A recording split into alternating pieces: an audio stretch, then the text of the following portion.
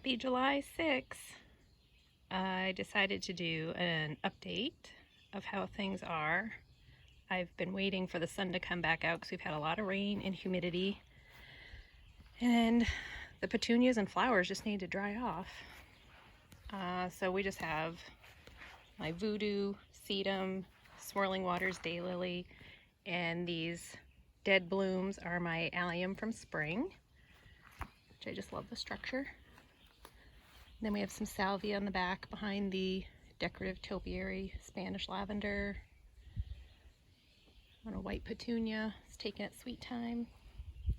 We have skyrocket pennisetum in the urns, and wave petunias, vista bubblegum, Bordeaux supertunia, the purple one in the back over there.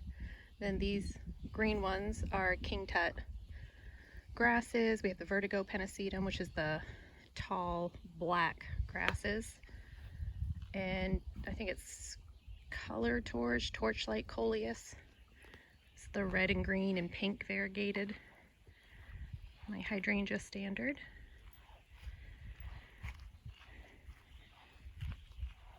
And then we have some black-eyed Susans, the corner of the house, and my apple tree, which still has yet to be staked permanently. I've got some guidelines there, figuring out what I want to do.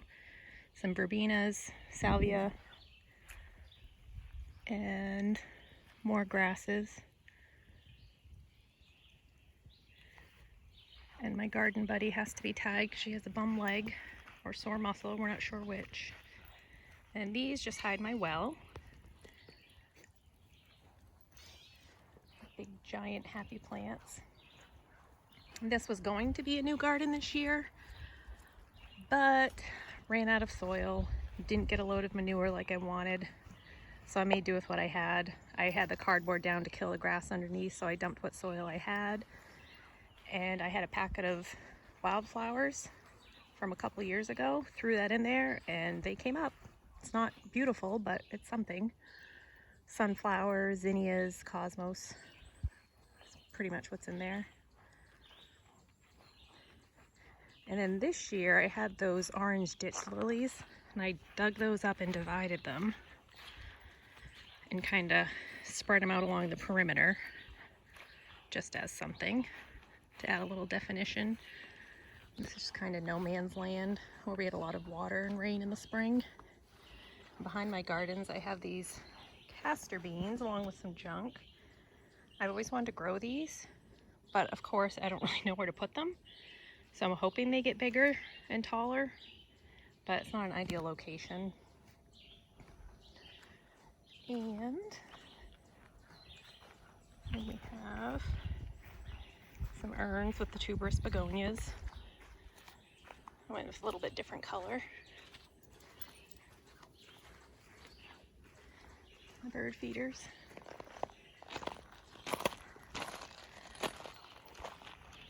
And then my tomatoes are looking beautiful. This one is my sun sugar cherries, which I don't have a lot of fruit set, just a little bit there. Behind those we have some marigolds and the green beans along the edge. Calendula's taking its sweet time coming up over here. And then these white marigolds I started really early. They're actually a pale yellow or Kilimanjaro. And this is some zinnia. And then this brandywine, which had some beautiful fruit set early. I don't know what's going on. I think it's a water issue, but some of these fruits are getting this ugly, disgusting cracking, which is so sad. This one seems to be fine, but, and then my ox hearts look okay from what I can tell. That one's a little wonky, but they look pretty good. They have a lot of fruit.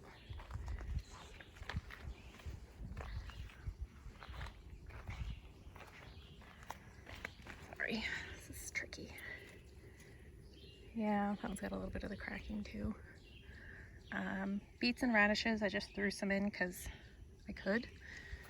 And the bee balm finally is popping, which I'm very excited because hummingbirds love it.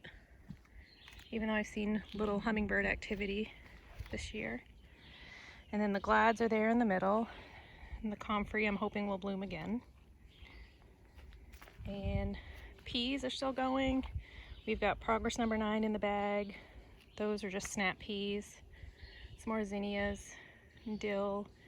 And back in the corner there is Tithonia, the Mexican sunflower, which should get big, but I do have it partially shaded. Unfortunately, I'm learning a lot of these back gardens get more shade than I realize. Patch of zinnias. This is my Japanese cucumber on the trellis. Some basil.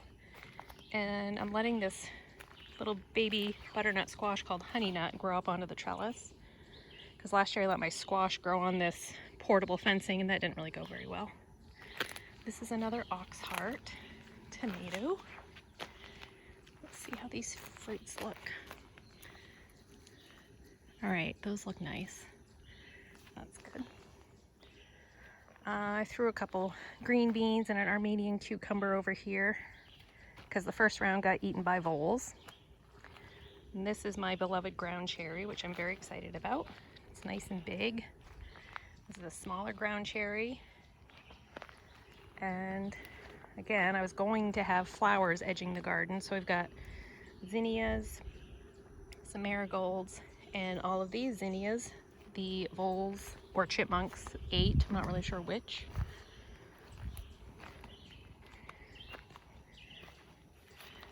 Another little urn. And my zucchini was a last minute afterthought. I threw it in there. And my lavender, which is not getting enough sun, but I love the formality of the topiary. And then my sun patient, which maybe isn't really a sun patient, doesn't really like the hot sun. Acropolis, clematis, some coleus. I can't remember the wiregrass. And I do have a little project I haven't finished. I had painted lattice to go back there, but I need to have my dad help me frame it out with his nail gun because we don't have the right size nails. And this monster is a type of butterbur, which is kind of invasive, which is why it's in a pot, because I don't really want it to go everywhere, but it likes wetness. That's why it's in that ditch where it's always wet when it rains. It clearly does not like the heat, which is when it wilts, when the sun hits it. But it's just a cool statement piece. We've got mint. Yes, I know it's invasive and aggressive, but I don't really care what it does back there. This is Stilby. I've transplanted a couple times. That's finally bloomed. That's exciting. And if we stay here forever, I would probably like add more fill here and actually raise it up and make this a garden, since again, it's shaded and hard to mow and gets wet. Some lilies getting ready to bloom. That urn was never flowers that I really enjoyed in there, but it is what it is. It's a cute little hosta. I don't really love hosta blooms, but it's pretty. And we've got marmalade heuchera, and then the bugleweed. And this, I had centaurea planted, and I tore that out because after it blooms, it looks kind of ragged. And then this is a new hosta, this bright green one. I don't know the variety, but I like the pop of green. And chocolate mint, which I do rip up a little bit every year because I don't really want that taking over, but I don't mind it. I'm guessing this is a peony. How I got it, where it came from, I have no idea. It's never bloomed. It's not enough sun. I don't know what I'm going to do with it. I'll have to think about it. And then annuals. I threw these in here just to fill in. This is another new heuchera. And then these were asters I started from seed forever ago, which clearly bloom late. This was a transplant from a friend, some bee balm. I believe, I can't remember the name of that heuchera. It might be blackout heuchera, or the one over there that we already passed is. And we've got alyssum, started that from seed. Next year I think I'm going to do alyssum along the whole border. and just let it go to town, because if there's not plants filling this bed where there's all soil, I'm out here weeding pretty much every day. I walk through here and just pluck little weeds, like these little baby pieces of grass that you see.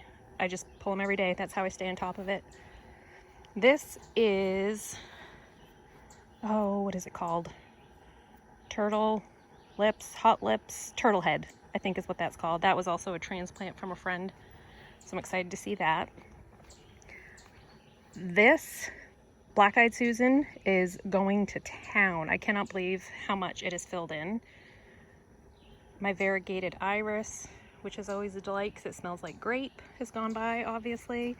And then we have this new Rudbeckia to complement the traditional one on the right, little coleus.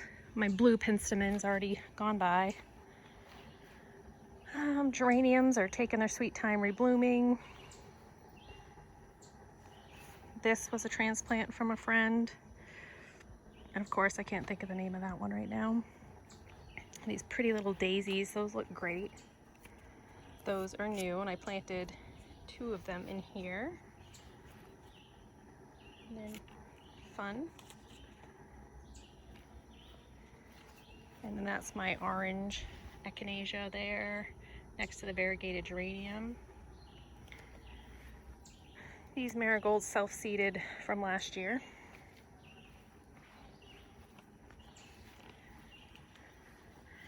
And then this yellow was given to me by a friend, and it's feverfew, which traditionally is yellow and white.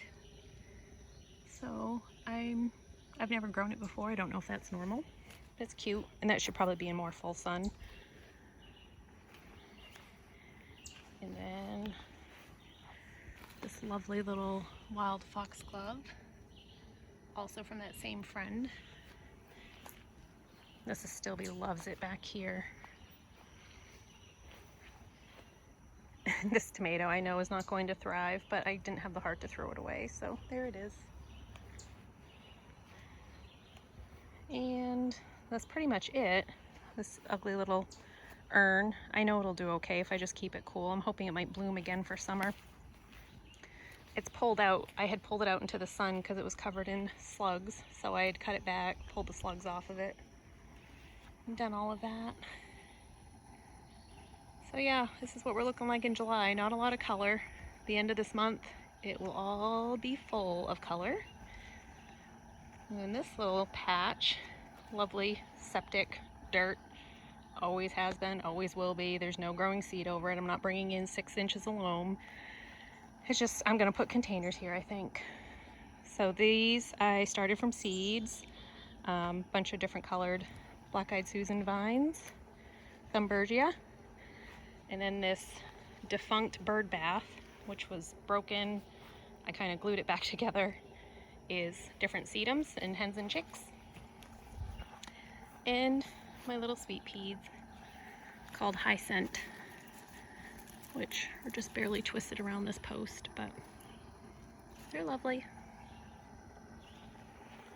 That's it.